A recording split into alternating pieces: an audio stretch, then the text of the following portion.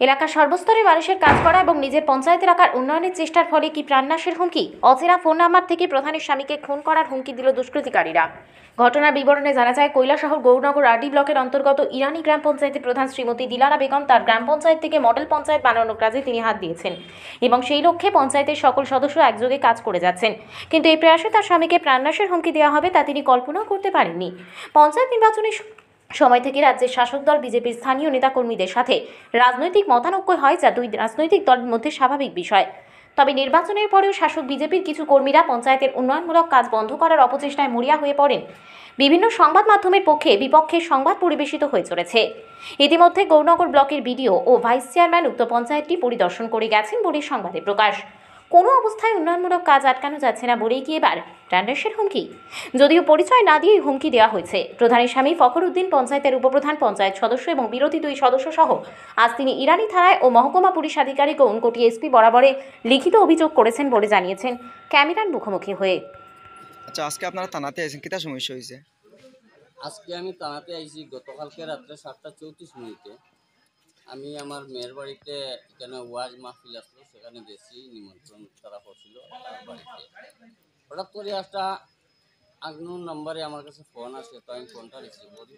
করার পরে আমার সাথে অশ্লীল ভাষায় গালাগালি করে, তারপরে কয় আগে মেম্বার ছিল, এখন প্রধান হয়েছ, তাইলে বেশি বাড়াবাড়ি করিও না, তার সাথে তুমি তার বিরুদ্ধে কথা করায় আমরা সব জানি, অপমান করায় তোমারে আমরা কাটবো বাটবো, তোমার হাত কাটিয়ে লাগবে, তোমারে আমি গুলি করে মারবো, তুমি কোন দিকে চলাফেরা করো আমার সব সময় নজরে আছে।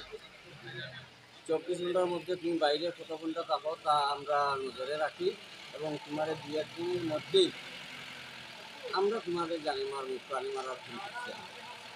তাই বলিয়া আমি আজকে 31 তারিখ ইরানি থানাতে আইছি।